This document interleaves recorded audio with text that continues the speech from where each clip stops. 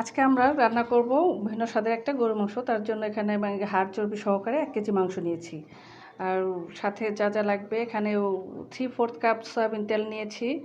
আর দেখতে পাচ্ছেন চিকন করে কাটা 1/2 কাপ পেঁয়াজ আছে, আর সাথে 1.5 টেবিল চামচ রসুন। এটা আমি বাগার ব্যবহার করব। আর পরবর্তীর জন্য আমি 1/2 কাপ মোটা করে পেঁয়াজ কেটে রেখেছি, এটা আমি কাঁচা ব্যবহার করব।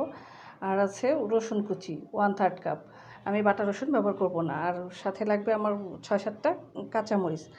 আর যা যা লাগবে এখানে আছে আদা বাটা 1 টেবিল চামচ, জিরা বাটা 1.5 টেবিল চামচ, আর এখানে আছে গুঁড়া মশলা, হলুদের গুঁড়া 1.5 টেবিল চামচ, মরিচের গুঁড়া 1 টেবিল চামচ, এখানে আছে গরম মশলা 1 চা চামচ, আর ধনিয়ার গুঁড়া 1/2 চা চামচ। আর এই যে দেখতে পাচ্ছেন এটা হচ্ছে টালা জিরার গুঁড়া, এখানে আছে 1/2 টেবিল চামচ। আর লাগবে গরম মশলা। তেজপাতা নিয়েছি আমি 4টা, দুটো ছিঁড়ে নিয়েছি, এগুলো একটু বড় বড় ছিল। আর দারচিনি নিয়েছি বড় বড় 4 টুকরো, এলাচি আছে 6-7টা, লবঙ্গ আছে 6টা, আর এখানে আমি কয়েকটা গোলমরিচ নিয়েছি, এটা আপনারা চাইলে নিতেও পারেন, না চাইলে না নিতে পারেন। এখানে 8-10টা আছে। আর লাগবে হচ্ছে স্বাদ মতো লবণ। আর আমি এখানে বিশেষভাবে সরিষার তেলটা ব্যবহার করব। আর সর্বশেষ লাগবে, আমি এখানে মাঝারি সাইজের একটা পেঁয়াজ কুচি নিয়েছি, আর হচ্ছে 1/2 টেবিল চামচ রসুন কুচি, এটা আমি বাগার ব্যবহার করব। আমি তেলটা ধরে দিচ্ছি।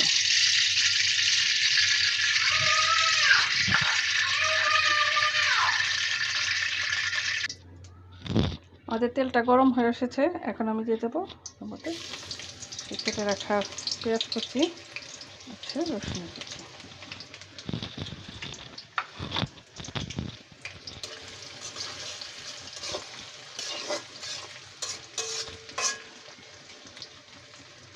এটাকে একটু বাদামি করে ভাজবো, তারপরে একে একে সব মশলা দিয়ে দেবো। আমরা এখানে পেঁয়াজটাকে ভাজতেছি, আর একটু ব্রাউন কালার হওয়ার জন্য অপেক্ষা করব। ভাজা হয়ে যাচ্ছে, এখন আমি দিয়ে দেবো গরম মশলাটা, তবে আমি এলাচটা কিন্তু পরে দেব। গরম মশলার যখন ঘ্রাণটা চলে আসবে তখন আমি একে একে সব মশলাগুলো দিয়ে দেব। পেঁয়াজটা ব্রাউন কালার হয়ে এসেছে, এখন আমি আস্তে আস্তে সব মশলাগুলো দিয়ে দেব। এখানে আমি বাটা মশলাগুলো দিয়ে দিচ্ছি।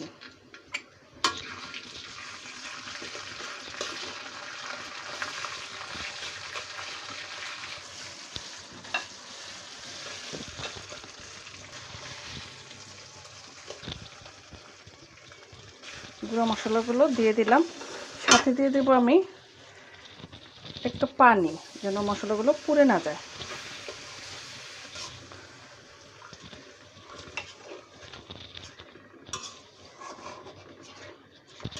এখানে আমি পানি দিয়ে দিয়েছি, মশলাটা কষা পর্যন্ত আমি একটু অপেক্ষা করব, তার জন্য একটুখানি ঢেকে দেব, তারপরে আমি মাংসটা ছেড়ে দেব। আমি মশলাটা একটু ঢেকে রেখেছিলাম, ওই যে দেখতে পাচ্ছেন মশলার তেলটা উপরে চলে এসেছে। এখন আমি মাংসটা ছেড়ে দেব। আস্তে আস্তে আমি সব মাংসগুলো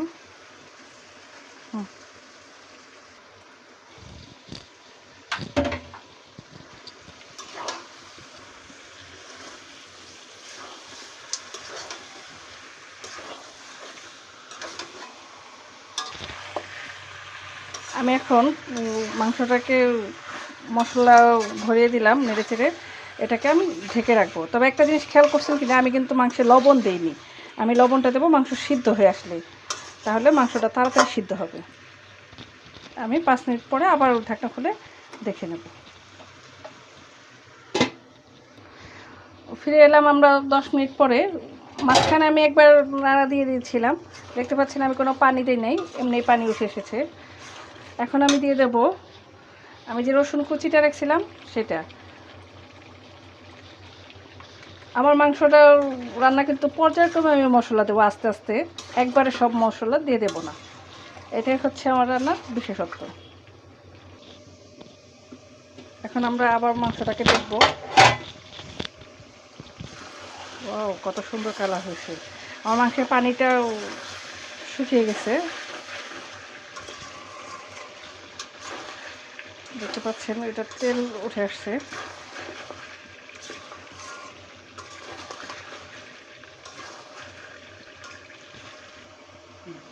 আমি এখন সরষের তেলটা ছেড়ে দিচ্ছি, আপনারা চাইলে পরেও দিতে পারেন। কেউ যদি কাঁচা সরষের তেলের ফ্লেভারটা পছন্দ করেন, সরষের তেলটা যখন ইচ্ছা দিতে পারেন।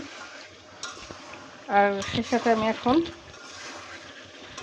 পানি দিয়ে ঢেকে রাখবো সিদ্ধ করার জন্য। এখানে আমি 2 কাপ পানি দেব।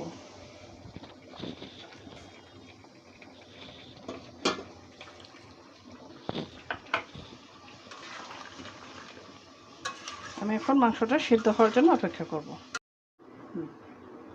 এখন আমরা আবার ফিরে এলাম।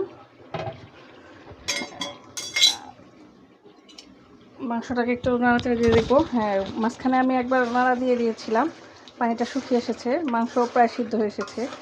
এখন আমি দিয়ে দেব এখানে সেই কাঁচা পেঁয়াজটা।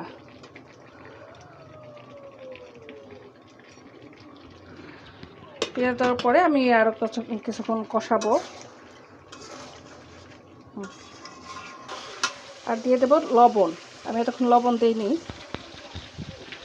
আপনাদের স্বাদ মতো লবণটা দিয়ে দেবেন।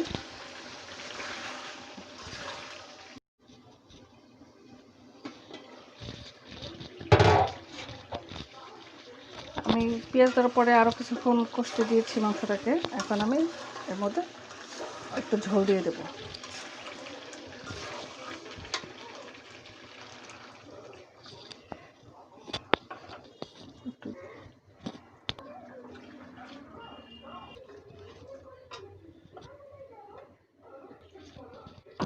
আড়াই কাপের মতো পানি দিয়ে দিলাম। এখানে আমি কাঁচামরিচগুলো দিয়ে দেবো, একটু মাঝখান দিয়ে ভেঙে দেবো। আপনারা ঝালটাকে আগে টেস্ট করে দেখবেন, যদি ঝাল বেশি হয়ে যায় তাহলে আস্ত দিয়ে দেবেন। সেটা হচ্ছে এলাচ। এলাচটা আমি সর্বশেষ দিলাম।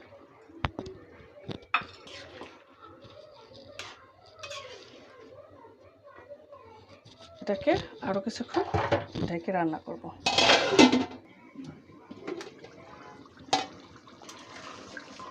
আমার মাংসটা হয়ে গেছে। এখন আমি যে বলেছিলাম যে একটু বাগার দেবো, এখন সেই বাগারটা দিয়ে মাংসটা নামিয়ে ফেলবো। এসেছে, এখানে আমি কিছু পরিমাণ তেল দিয়ে দেব।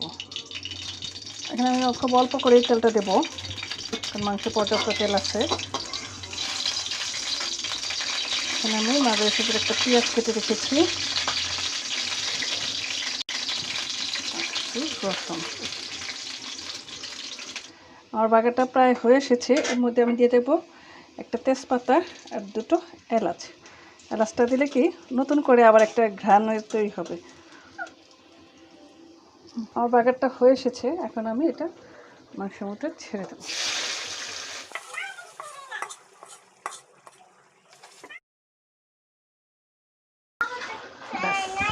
আমার সেই ভাজা জিরা গুঁড়োটা